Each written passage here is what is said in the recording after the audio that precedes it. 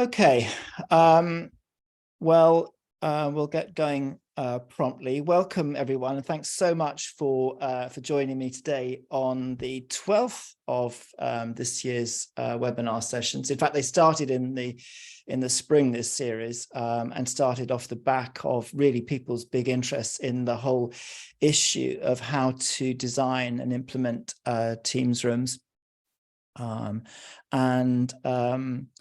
And this is me. I'm the owner of Visual Displays, and also the managing consultant at Greg Jeffries consulting business. I'm a specialist consultant involved in standards, displays, lighting, VC lighting, and particularly now hybrid and meeting and teaching spaces. I'm not an AV consultant. I fit within that existing ecosystem of end user and integrators and AV consultants, and I work very happily with all of them. I currently chair AVIXA's standard steering committee. That gig comes to an end sort of in the first quarter of next year. I come to the end of my term. That's a very happy bit of service for me. I've been involved with either led or co-wrote the standards that I'll mention today. And also working on a new standard for user experience design for audiovisual. That's going to be a very interesting thing, and that's something very much to watch this space for next year, and particularly I think has a particular interest for those of you who are here thinking about hybrid teaching and meeting spaces today. Anyway, that's enough about me.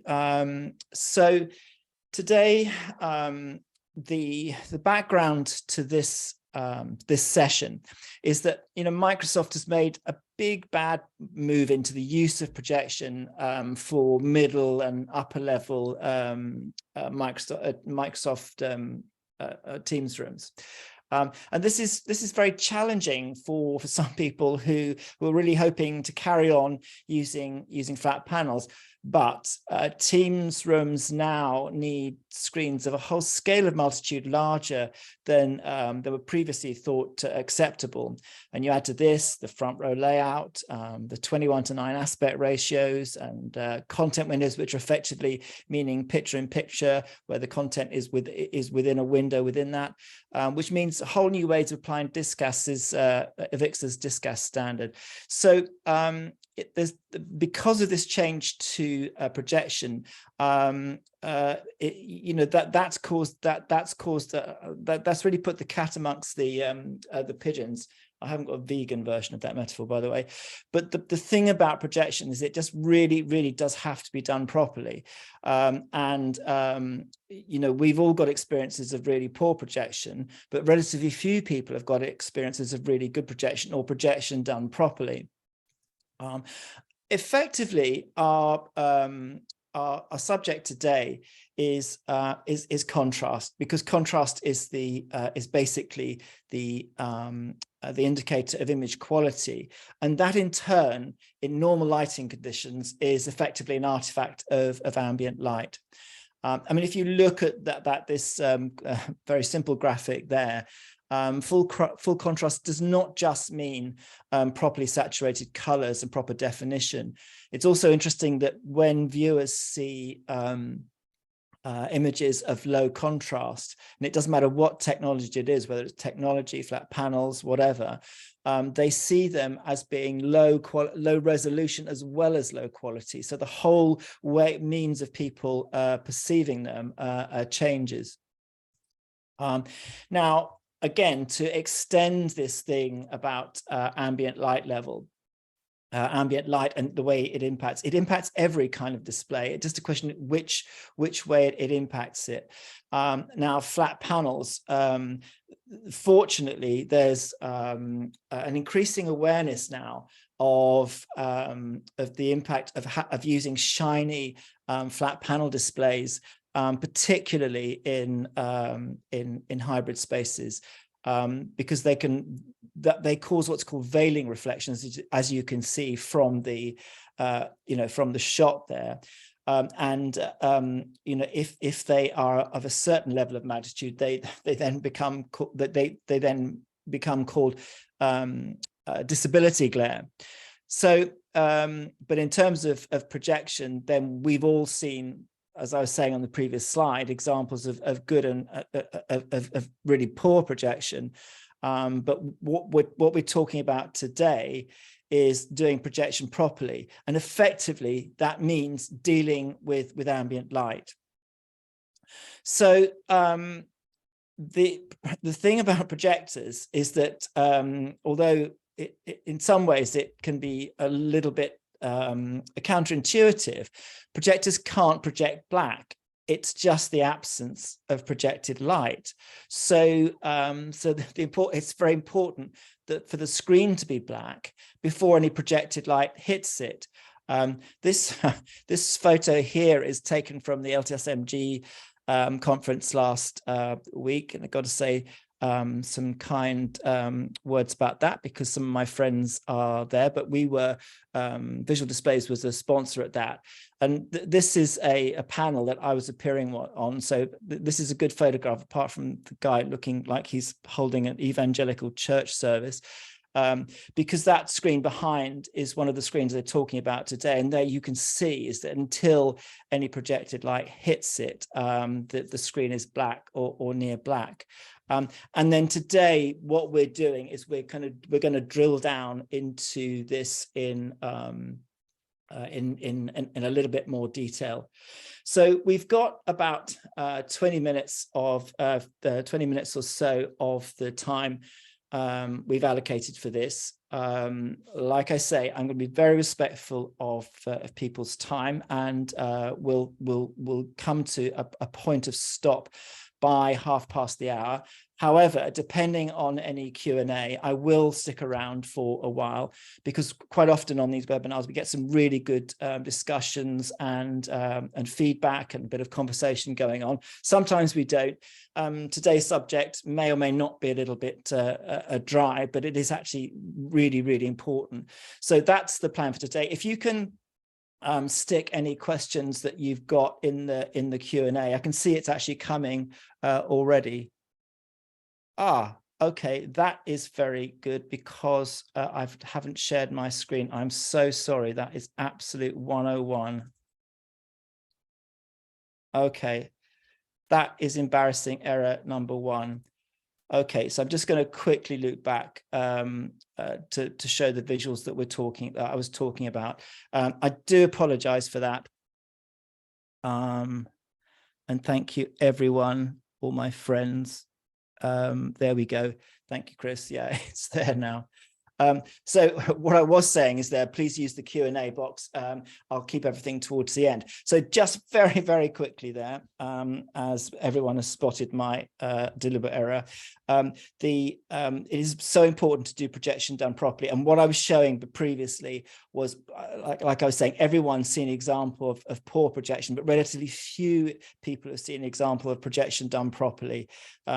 Talked about the importance of contrast, talked about the importance of how ambient light effectively is an artifact of contrast. Contrast is effectively an artifact of ambient light, and it affects displays in all kinds of different ways. And then this photograph I was amusing myself with was the example of one of our ambient light rejecting screens, one of the DNP screens that we'll talk about later on, where you can see that the image remains black until projected lights hits it. Okay, right. Let's pretend we're starting now, and we're totally in control here. Okay, so taking a deeper dive into ambient light rejecting screens, we've got two main categories. The main one, and this is the category that applies particularly to Teams rooms, to the front row screens, to the hybrid spaces, to the teaching spaces, and so forth. it's the optical materials that really apply to this space.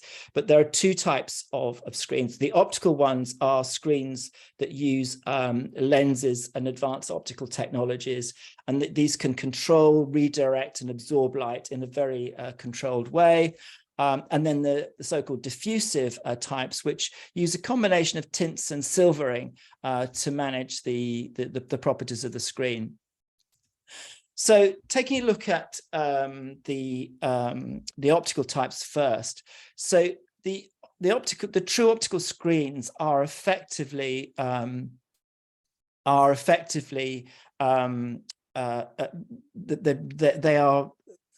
they're sort of the sons and daughters of the original optical rear projection screens, and these screens used lens technologies, and originally the rear projection screens that of the quality that we used had these Fresnel lenses, and Fresnel lenses are the kind of lenses which uses refraction to redirect the light and to collimate the light. So by collimating the light, it meant that the light would go straight forward through a rear projection screen, giving it brightness and uniformity. And then that coupled with lenticular lenses, so that's lenses that are in lines, you would then have a particular control over particular planes, either horizontal or vertical planes, depending on the kind of light distribution that you wanted to achieve. So that's the sort of the background to the technology that then got developed into the front projection technology. And I'm not going to take too deep a dive into all this, because as usual with these shorter webinars, what I'm trying to do is get through quite a lot of material with reasonable haste, stuttering aside, but then after the show, we'll distribute the slideshow and the recording so that you can take a deeper dive into that as well. Also, at the end of the deck, there'll be other slides giving other reference materials and links and so forth, and hopefully that will be helpful. Right, so the Fresnel lens technology, that is used in some of the ambient light rejecting materials, but the primary optical technologies involve these lenticular lenses. These are particularly applicable, which you'll see in a moment, because we tend to use ultra short throw projection in these applications, particularly for the new Teams rooms and the signature meeting rooms. And then the most complex material that we have is the Supernova 0885 material. That's a 7-layer material. It's nanotechnology, but again, within that, it has lenticular technology, because it addresses light in a certain way. Now, these screens are made by the largest company you've never heard of, which is the Dai Nippon Printing Group. DNP is the largest optical and print technology in the world, with revenues of billions of dollars. And they own our partner, our supplier in Denmark, DNP, now rebranded as DNP VisioSign as they've grown, but they make a vast range of those screens. But anyway, that is talking about optical ambient light rejecting screens. The diffusive ALR screens work in a different way. Now, the way they work is that they have two combined attributes or properties. First of all, they have some sort of tinting or coloring to take away the white from the screen and to increase the black level. In fact, they tend to be sort of grayish. They don't get down to true black levels, like the optical screens do. And then that coating also will diffuse light to a defined viewing cone. And so they've got this combination of some tinting and then some silvering, which so that, if you like, it's got a boosted reflectance. And now a truly diffusing surface is a so-called Lambertian surface. So you've got two kinds of reflections. You've either got a diffused reflection or a specular reflection.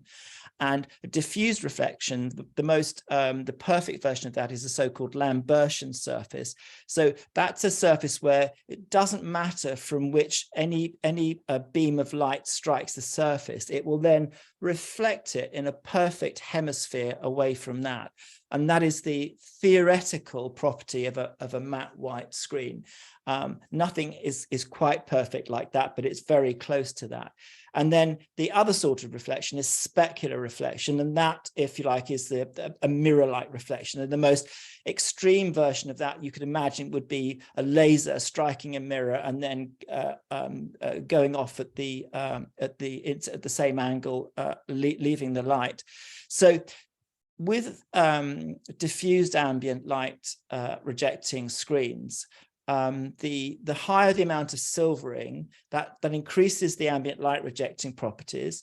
It increases the gain so that you don't need so many lumens to get a certain luminance of image. However, it does reduce the viewing angles.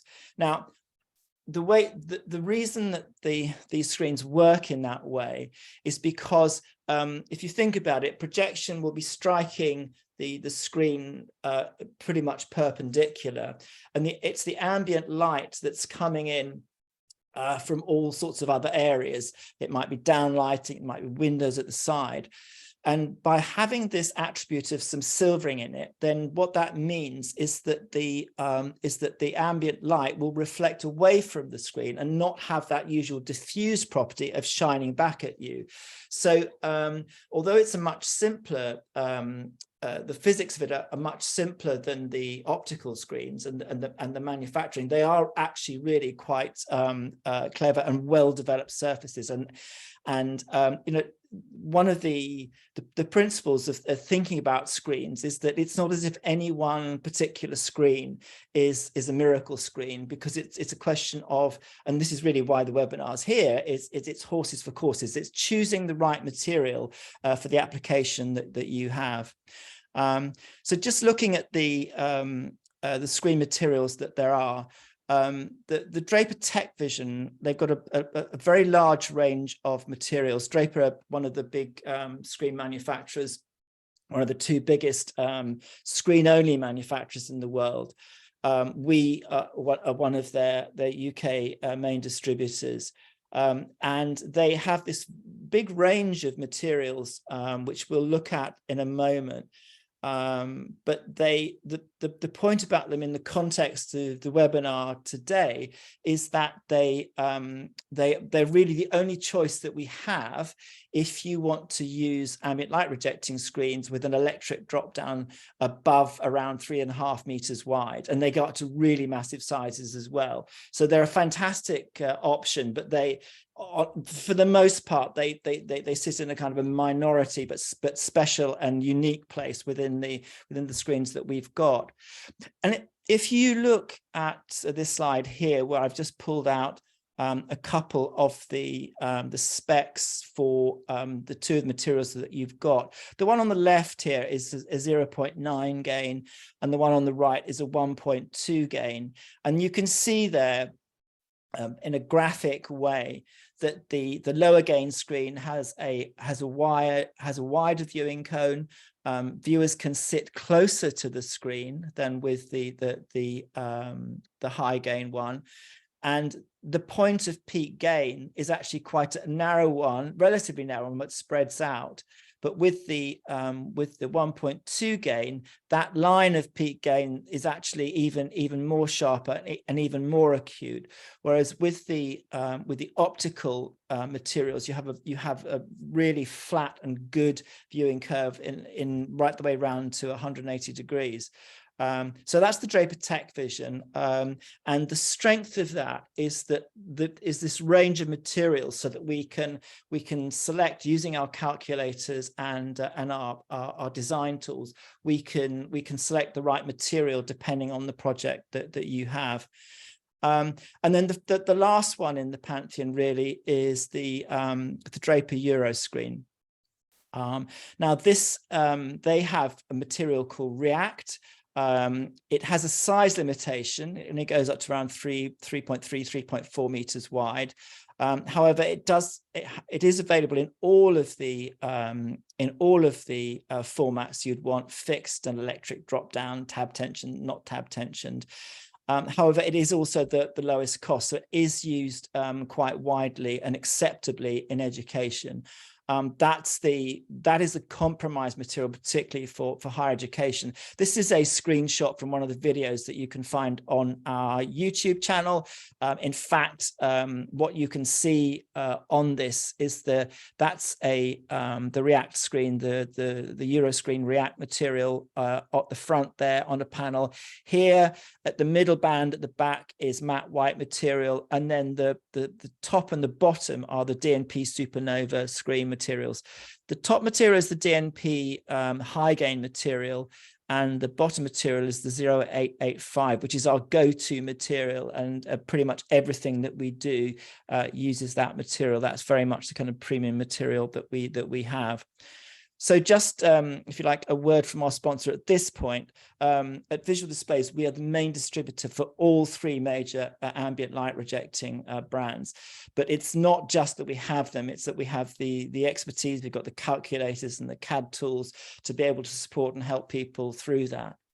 But moving to, if you like, one of the drivers for this particular webinar today is that what has really shaken the AV world up is this move by Microsoft to the use of projection for their Teams rooms. What was originally the enhanced meeting room is now the signature meeting room. No real difference there.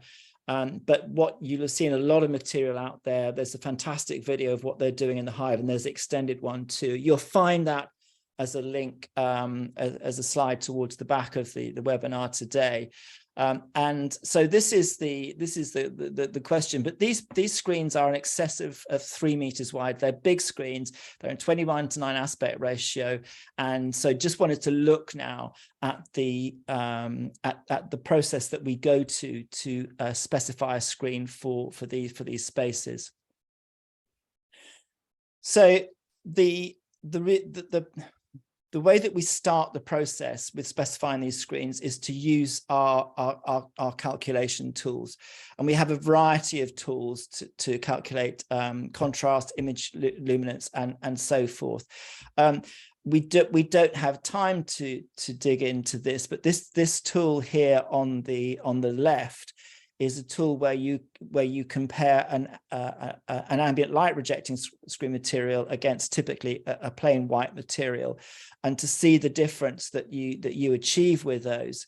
But the thing is that when we're going to specify for these projects, what we're working to is the ISCAR image contrast ratio. We're looking to get 15:1 contrast ratio, which sounds very low, but it's actually massively difficult to achieve. In fact, it's impossible to achieve in a normally lit room unless you do use an ALR material again. And that's the kind of the point of the webinar today. Now, what you see here is that, if you like, on this slide, again, I'm not going to go into the detail of the numbers here, but all of these calculators are available, from our website. But we use these calculators to, if you like, triangulate the specification of a screen. So you start with a DISCAS calculator to work out what size you need, so you know that. And you also start with working out once you know what the image size is, what projector you need in order to be able to drive the screen properly to hit the numbers that are needed. But this is a calculator which does two things that we're looking at here. First of all, it calculates the luminance, the brightness of an image. for a given scenario. But the other thing about it is it talks to the black levels. It's again, it's counterintuitive, but the driver for image quality, it doesn't matter what the technology is really good black levels. If you have really good black levels, then you're basically away. And what is unfortunate about a lot of displays, particularly the emissive ones, the flat panel displays, DVLED, is they're very often specified way too bright, which is a way of designing in asthenopia, which is the posh word for eye strain into a system. And that's again another one of the calculation tools that we use to support our partners, and our partners being AV consultants, integrators and end users too, because we talk to everybody. But again, you can download that calculator from my website. We have a really massive array of tools on our website. I've just come away from a meeting with the company that builds our website, and I don't know whether it's a good or a bad thing, but it's the biggest website that they've built. But a lot of that is on the vaster range of materials that we have there. It's important for us to show that we've got that, but they are there and they're available absolutely free of charge, and just go there and download them. So looking at the display in a little bit more detail, the screens that we use are typically 3.5 to 4 meter wide. It's the Infinity, the Supernova Infinity STW, which is the one that works with the short throw projectors.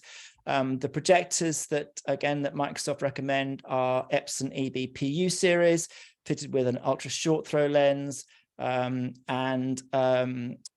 they have a 21 to 9 EDID, so they plug into the compute and away you go. Then there are floor mounts or credenza mounts, and also there's a design package of that there too, which VDL display supplies. We do everything. We do room audits, 3D CAD, we do standards calculations that we're just talking about, and we do work to certifiable and guaranteed results. Something that's happening a lot at the moment is because the Cisco telepresence, the IX 5000 and so forth, are going end of life. We're doing a lot of conversion there, where people are moving from the typical 3-panel display system to the front row projected display system. What's interesting there is that the displays are being removed, but by and large people are often sticking with the furniture and the room configuration. The rooms are built to super high standards, so it's a good start to be going with. However, the furniture does tend to be a bit bigger than the Microsoft signature Teams room with a curved table, and therefore you have to size the screen against that.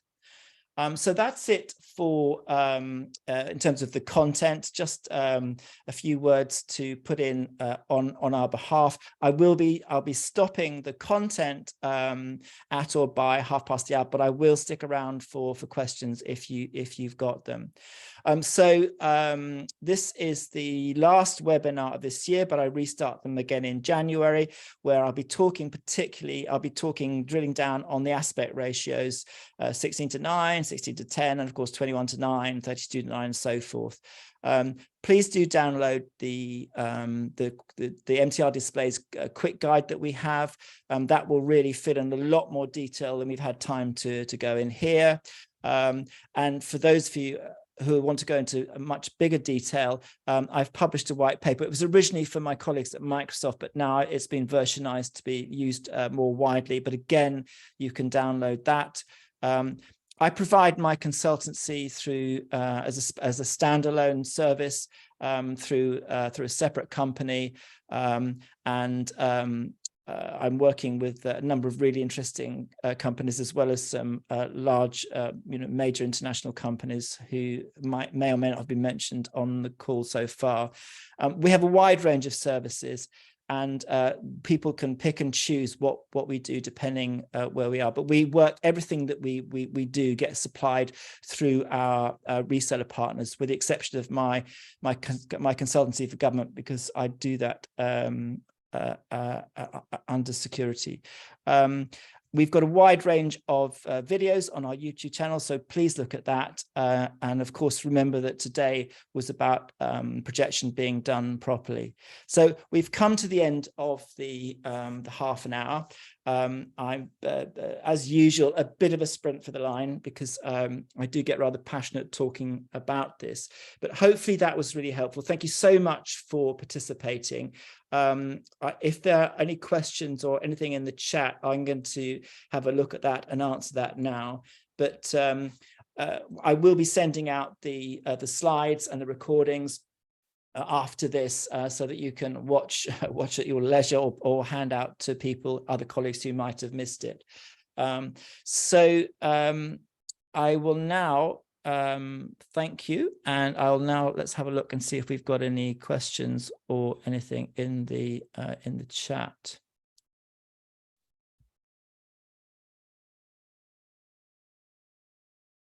Thing in the chat. Well, some days I seem to get a lot of questions and comments, and other times I seem to be make you get everyone into silence. But so apart from everyone desperately trying to tell me that I wasn't sharing my slides at the beginning, for which I apologize, I don't think we have anything to say. So everyone will have my contact details either through LinkedIn and through the slides that are sent out.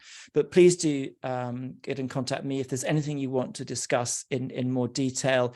A particular thing that we will be doing next year, hopefully the first fully post-pandemic year in 2023, is that my team and I will be taking all of this stuff out on the road. We've been doing a lot of meetings and presentations in the last few months, and really just showing people how projection can be done properly. It's a bit of hassle to get that set up, but it actually takes 5 minutes to actually make the argument, because actually seeing these things is really very the most powerful thing of all. So I'm going to sign off now, and thank you so much for being a part of this. Oh,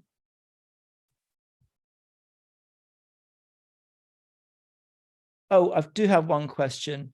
Carbon black tech fit in, and will VDL distribute? There are other ambient light rejecting materials. I don't pretend that's the only materials I have. However, we only work with materials that we know really well, and I'm not going to speak good or bad of other materials. So the honest answer to that is that I don't know about that. And from my various friends out there, thank you so much for being here, and I look forward to seeing you on the next session.